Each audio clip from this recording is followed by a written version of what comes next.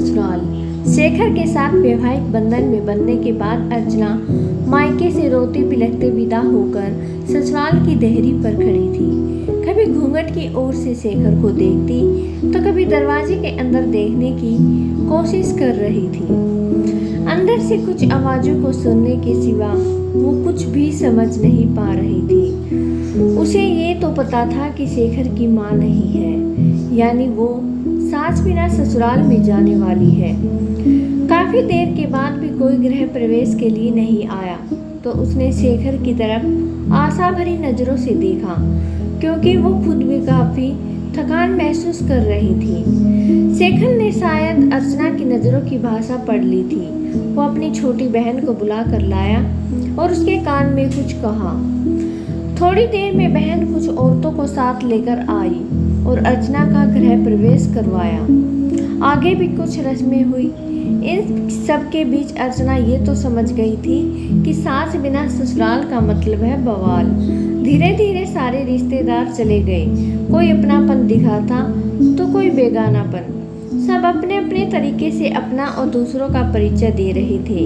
अर्चना कभी इनकी तो कभी उनकी बातें सुनकर परेशान सी हो रही थी। लेकिन धीरे धीरे ससुर, पति और दो छोटी नंदों के साथ अर्चना अपनी गृहस्थी की गाड़ी को रास्ते पर लाने का प्रयास करने लगी। पति का प्यार और ससुर का दुलार और छोटी ननद का स्नेह अर्चना को कब अल्हड़ लड़की से जिम्मेदार गृहिणी बना दिया वो खुद भी समझ नहीं पा रही थी। पर इन सब चीज़ों के बीच उसके दिल में एक चीज़ की कसक रहा करती थी कि उसकी भी सास होती। शादी के समय सारी सहेलियां उसे काफ़ी किस्मत वाला मानती थी कि चलो ससुराल में सास की किचकिच से नहीं रहेगी। पर सच्चाई तो ये है कि जिस घर में सास ना हो उस घर में आने वाले सारे लोग सास बनने की कोशिश करते हैं।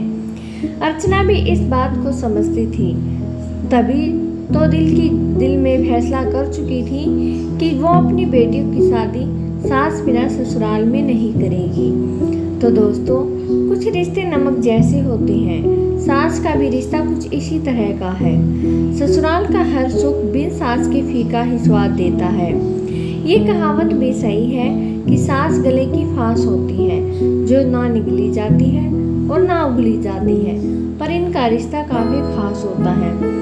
तो दोस्तों, आपको ये कहानी कैसी लगी हमें कमेंट में जरूर बताइएगा। अगर कहानी अच्छी लगी तो चैनल को लाइक, कमेंट, सब्सक्राइब जरूर कीजिएगा।